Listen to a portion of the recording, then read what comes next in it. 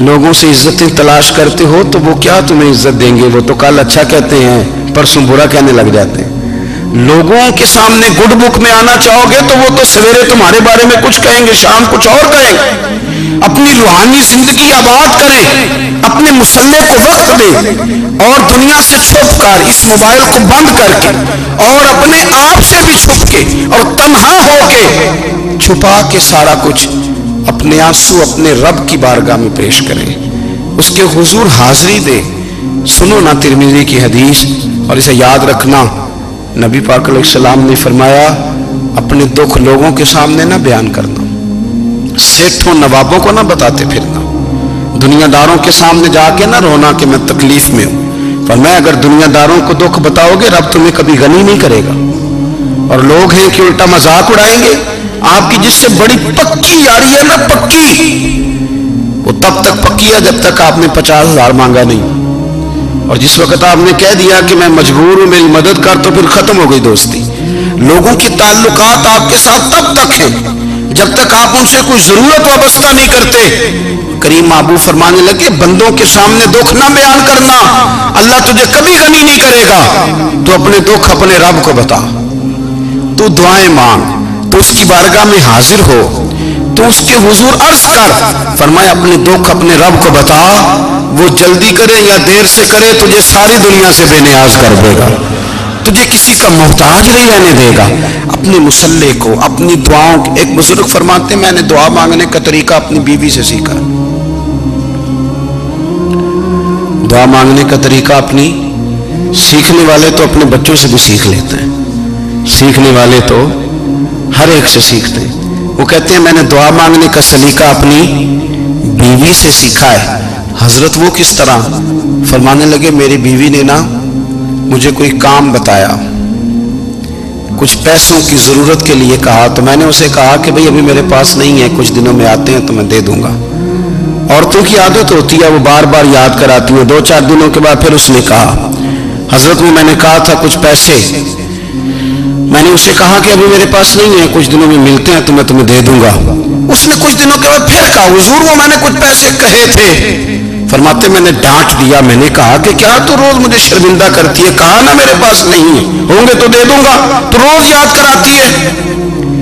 فرماتے ہیں اس نے پہلے تو میری ڈانٹ کو سہا، پھر میرے سخت جملوں نے اس کی آنکھوں میں آنسو پیدا کر دیے، پھر اس نے اپنے آنچل میں اپنے اس دکھ کو سمیٹا، اور پھر اس نے ایک جملہ کہا تو میں رو پڑا، اور مجھے اپنے رب سے مانگنے کا طریقہ آ گیا۔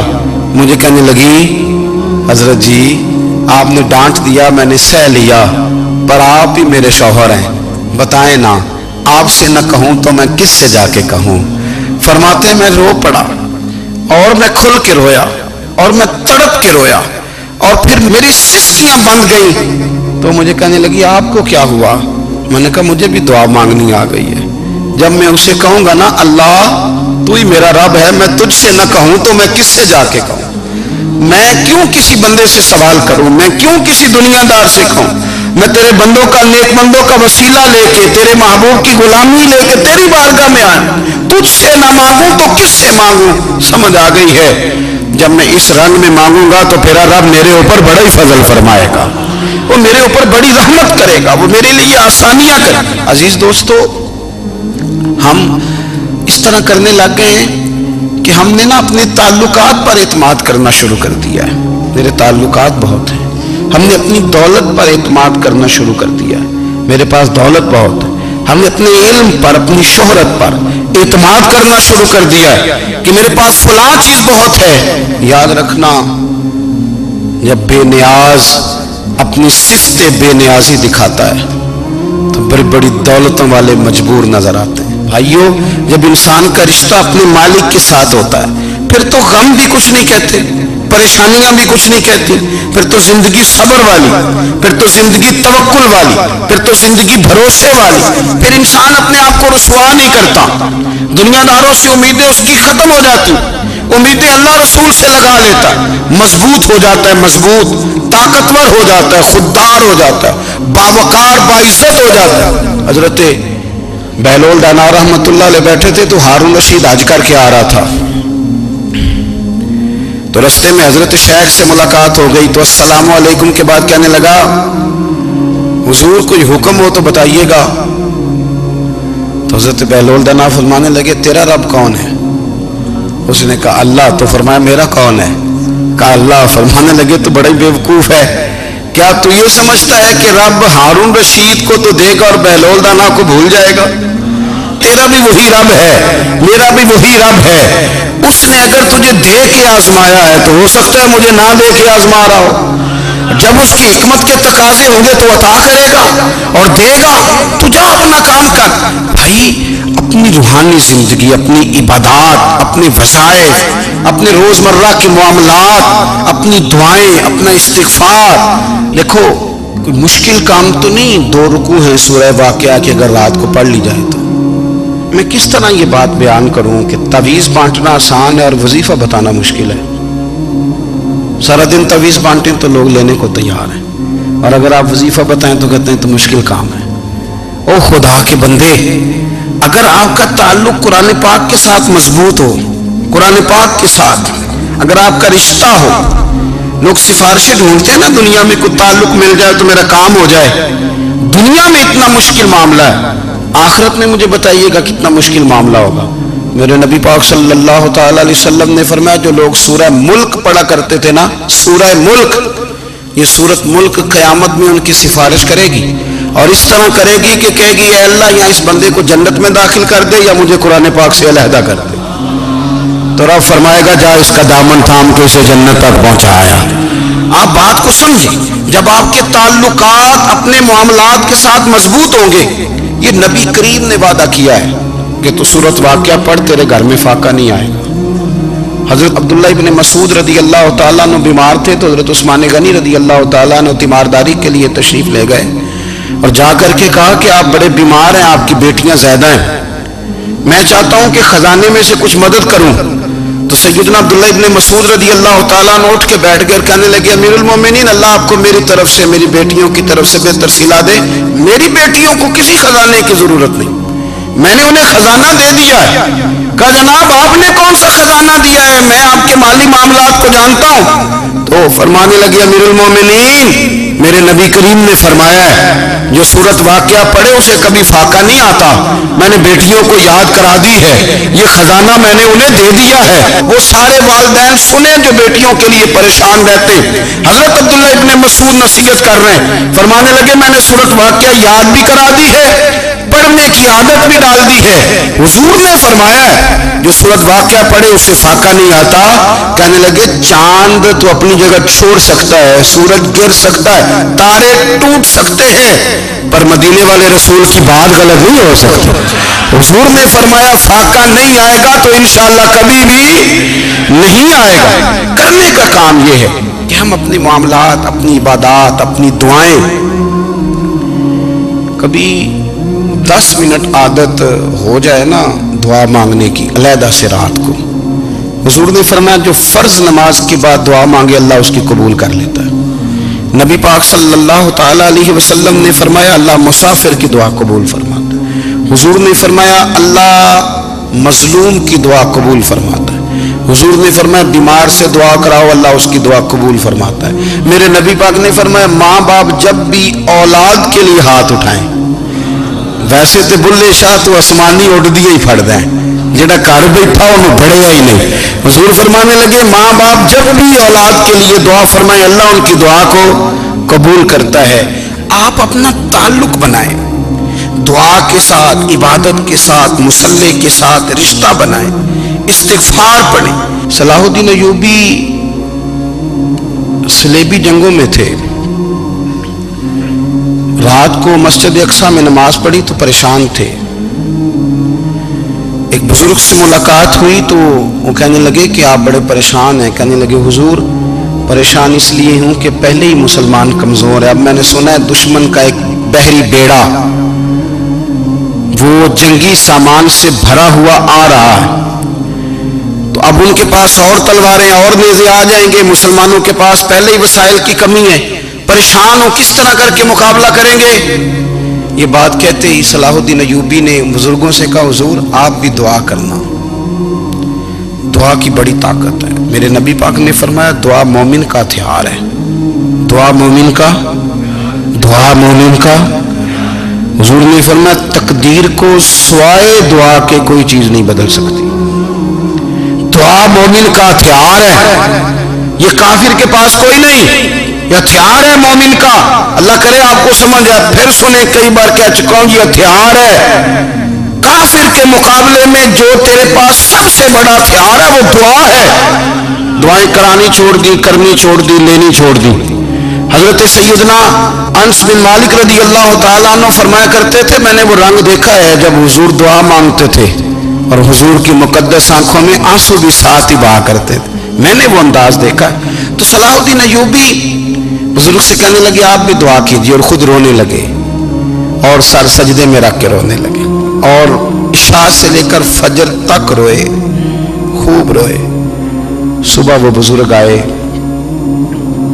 تو صلاح الدین ایوبی کا خوبصورت اور ہنستا ہوا چہرہ دیکھا. کہنے لگے آپ بڑے خوش ہیں، رات تو میں نے بڑے روتے ہوئے دیکھا تھا. تو کہنے لگے حضور وہ جو بحری بیڑا آ رہا تھا نا وہ پانی میں ڈوب گیا ہے، اب وہ نہیں آ رہا. ابھی خبر آئی ہے تو میں بڑا خوش ہوں. بزرگ کہنے لگے اٹھ سینے سے لگ اور سن ایک بات، وہ بحری بیڑا پانی میں نہیں ڈوبا، وہ تیرے آنسوؤں میں ڈوب گیا ہے.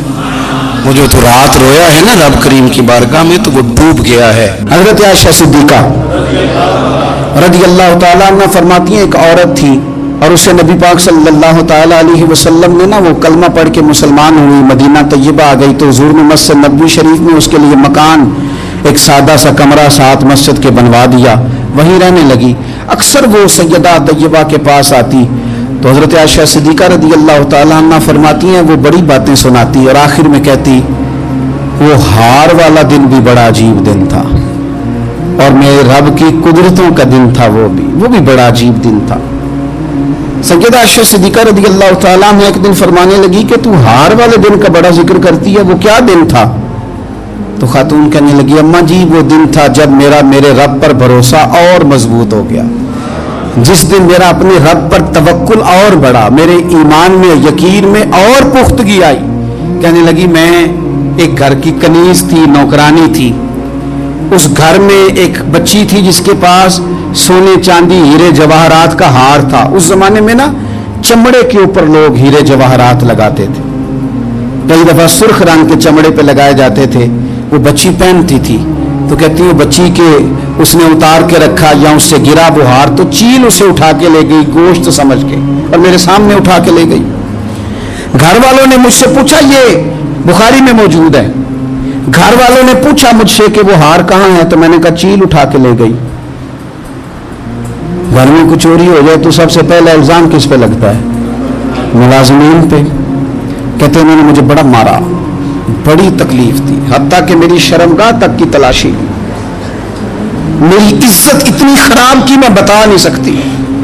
میں نے اپنی زندگی میں ایک واقعہ دیکھا، ایک امیر گھر میں چوری ہو گئی، ملازم کو اتنا مارا کہ وہ چارپائی پہ پڑ گیا.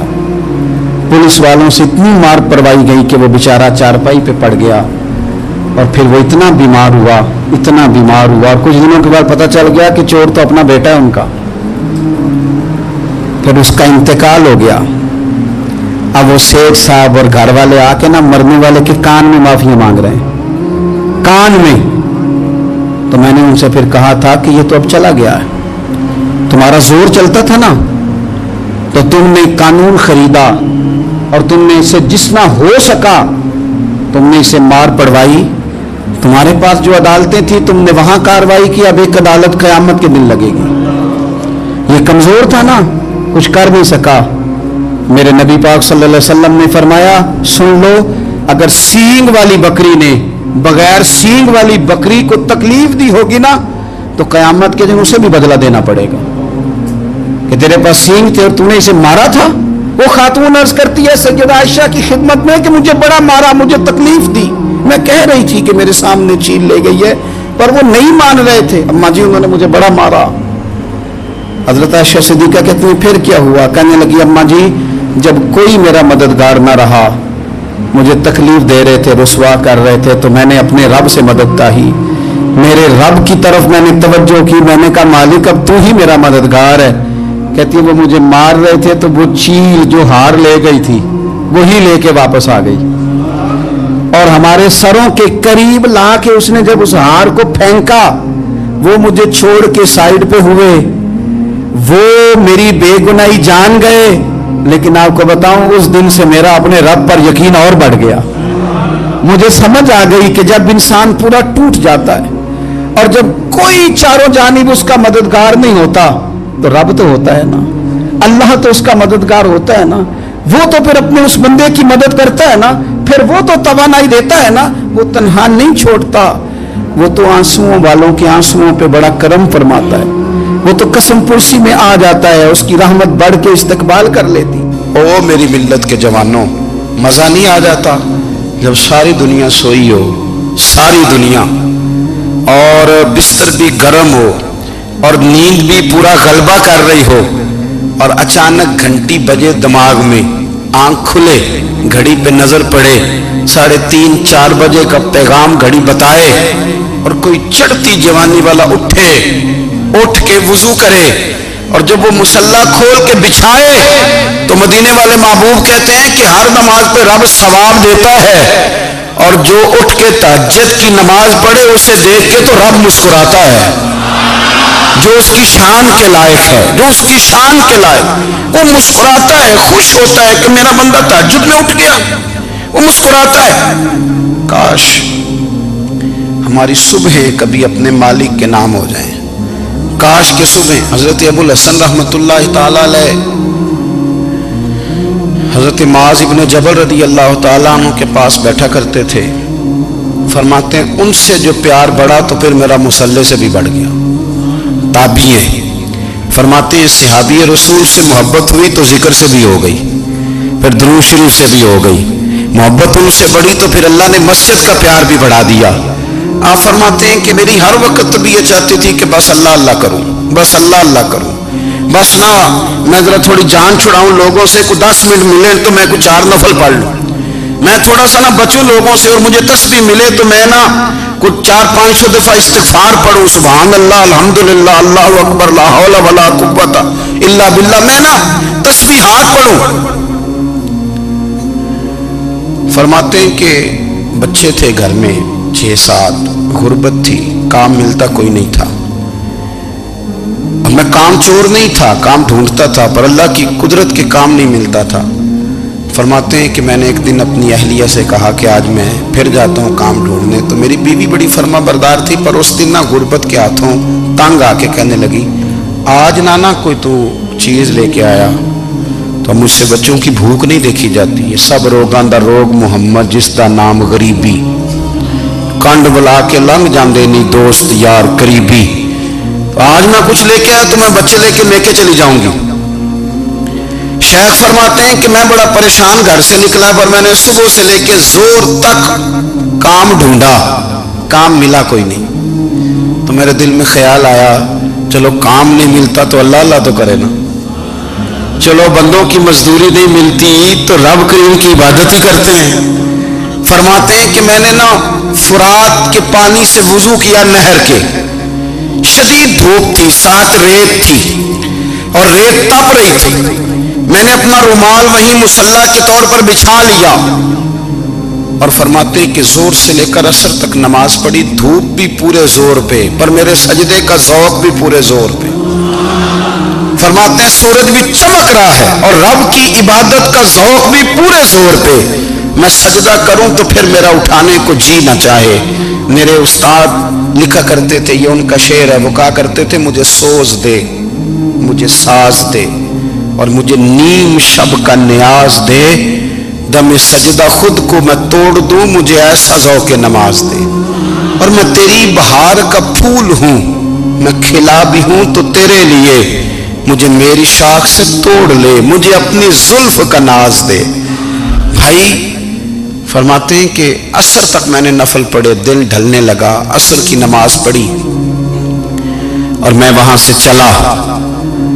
अब मैं जब निकलने लगा तो दिल में ख्याल आया कि छोटी छोटी दीवारें हैं घर की, बगैर कुछ लिए जाऊंगा तो बीवी दूर से देखेगी तो शोर करेगी कि फिर खाली हाथ आ गया है। कहते मैंने अपनी उसी रुमाल में जिस पे मैंने नमाज पढ़ी थी ना, रुमाल में की आखी दे पंजाबी च साफा, कहते हैं उसी में ना मैंने कुछ रेत भर ली कि वो दूर से देखेगी तो समझेगी कुछ लेके आया है, चलो जाके उसे बता दूंगा कि आज फिर मजदूरी नहीं मिली। कहते हैं वो रेत लेकर जब मैं घर में गया तो पहले बीवी दरवाजे पे खड़ी होती थी, पूछती थी खाली हाथ आ गए हो, आज मैंने देखा तो है ही कोई नहीं।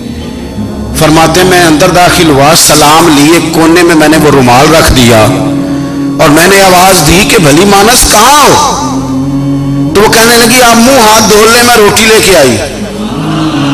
मैंने कहा रोटी कहां से आ गई, यहां तो कई दिनों के फाके, तो कई दिनों की गुर्बत है, यहां तो इस घर में तो फकीरी है। फरमाते हैं कि वो रोटी लेके आई और उस वक्त की जो मौजूदा नेमतें थी, समझ लें सलाद अचार हर चीज साथ लाई। मैंने कहा कि बच्चे कहां गए, कहने लगी वो खाना खा के खेलने गए, आप खाना खा लें आ जाते। खाना उसने चुन दिया। मैंने हैरत अंगेज लहजे में सारी नेमतें अपने दस्तरखान पे देख करके बीवी से पूछा ये कहां से आया खाना, बच्चों को तूने कहां से खाना खिलाया, ये सारा कुछ कैसा है। तो कहने लगी पता नहीं आज आप किस करीम की मजदूरी करने चले गए थे, पता नहीं किस करीम की, मेरे घर में तो इतनी नेमतें आई हैं कि मुझसे संभाली नहीं जा रही, इतना अनाज है इतना गंदुम है, किस करीम के दरवाजे आज चले गए थे। ये कहते कहते वो उठी और उठ करके कहने लगी पहले बड़ा कुछ आया था, अब क्या ले आए हो। और जा करके ना उसने वो रेत वाला रुमाल खोला, कहने लगे मैं तो लेके आया था रेत, तो मेरे रब ने उसे भी सोने और हीरे बना दिया था। जब आपकी तवज्जो अल्लाह की जानिब, मेरे नबी पाक सल्लल्लाहु ताला अलैहि वसल्लम ने फरमाया हर चीज अपने रब से मांग, हर चीज मांग, हर चीज मांग। या रसूलल्लाह क्या कुछ, मेरे महबूब ने फरमाया तेरे घर में नमक भी खत्म हो जाए तो वो भी अपने रब से मांगा कर, तो मांगना वो तुझे देगा, तो उसकी बारगाह में कशकोले तलब दराज तो करना। और तिरमिजी शरीफ में अजीब लफ्ज है, रसूल कायनात ने फरमाया, रब करीम फरमाते हैं जब मेरा बंदा हाथ उठाता है ना तो मुझे हया आती है कि मैं खाली कैसे लौटा दूं इसके। ਹੋਰ ਵੀਰ ਜੀ ਅੱਜ ਕਿਹੜਾ AI ਟੂਲ ਦੱਸੋਗੇ? ਆਓ ਅੱਜ ਮੈਂ ਤੁਹਾਨੂੰ ਇੱਕ ਇਹੋ ਜਿਹਾ AI ਟੂਲ ਦਿਖਾਣਾ ਹੈ ਜਿਸ ਨੂੰ ਦੇਖਣ ਤੋਂ ਬਾਅਦ ਤੁਸੀਂ ਆਪਣੇ ਮੋਸ਼ਨ ਗ੍ਰਾਫਿਕ ਡਿਜ਼ਾਈਨਰ ਦੀ ਵੀ ਛੁੱਟੀ ਕਰ ਦੋਗੇ। ਇਸ ਟੂਲ ਦਾ ਨਾਮ ਹੈ framenet.ai। framenet.ai ਖੋਲੋਗੇ ਐਵੇਂ ਖੁੱਲ ਜਾਏਗਾ। ਤੁਸੀਂ ਸਿੰਪਲੀ ਇਸ ਨੂੰ ਗੈਟ ਸਟਾਰਟਡ ਕਰਨਾ ਹੈ ਤੇ ਆਪਣੀ ਈਮੇਲ ਆਈਡੀ ਦੇ ਨਾਲ ਇਸ ਨੂੰ ਲਿੰਕ ਕਰ ਲਿਓ। ਮੈਂ ਵੀ ਆਪਣੀ ਈਮੇਲ ਆਈਡੀ ਦੇ ਨਾਲ ਇਸ ਨੂੰ ਲਿੰਕ ਕਰਨ ਲੱਗਾ ਆ, ਤੁਹਾਨੂੰ ਦਿਖਾ ਰਿਹਾ ਜਿਵੇਂ ਕਿ ਦੇਖੋ ਇਹ ਲਿੰਕ ਹੋ ਗਿਆ, ਠੀਕ ਹੈ। ਇਹਦੇ ਵਿੱਚ ਮੈਂ ਜਿਵੇਂ ਕਿ ਲਿਖ ਦਿੰਦਾ ਆ कि create a map animation of the city Ludhiana in Punjab and make it zoom. चलो इसनों बना के देखते हैं किवें करदा है। Okay understood. ये 20 तो 30 सेकंड 40 सेकंड लेगा, ਉਹਦੇ ਬਾਅਦ ਤੁਹਾਨੂੰ ਇੱਕ ਗ੍ਰਾਫਿਕ ਡਿਜ਼ਾਈਨ ਕਰਕੇ ਦੇਗਾ। ਉਸ ਗ੍ਰਾਫਿਕ ਡਿਜ਼ਾਈਨ ਨੂੰ ਤੁਸੀਂ ਆਪਣੀ ਸ਼ਾਰਟ ਵੀਡੀਓਜ਼ ਦੇ ਵਿੱਚ ਯੂਜ਼ ਕਰ ਸਕਦੇ ਹੋ ਪਰਫੈਕਟਲੀ, ਜਿਹੜੀ ਤੁਹਾਡੀ ਵੀਡੀਓ ਦੀ ਕੁਆਲਿਟੀ ਹੈ ਉਸ ਨੂੰ ਇੱਕਦਮ ਇਨਹਾਂਸ ਕਰ ਦੇਗਾ। देखो इसने जनरेट करता, जूम करके दिखा रहा है, ठीक है। इसनों तुसी अपने अकॉर्डिंग जो भी रेशो रखना है इंस्टाग्राम की वीडियो ਲਈ यूट्यूब की वीडियो ਲਈ तुसी इसनों यूज कर सकते हो। फ्री वर्जन इन्ना वधिया करके दे रहा है तो तुसी सोचो कि पेड वर्जन कितना वधिया करके देगा।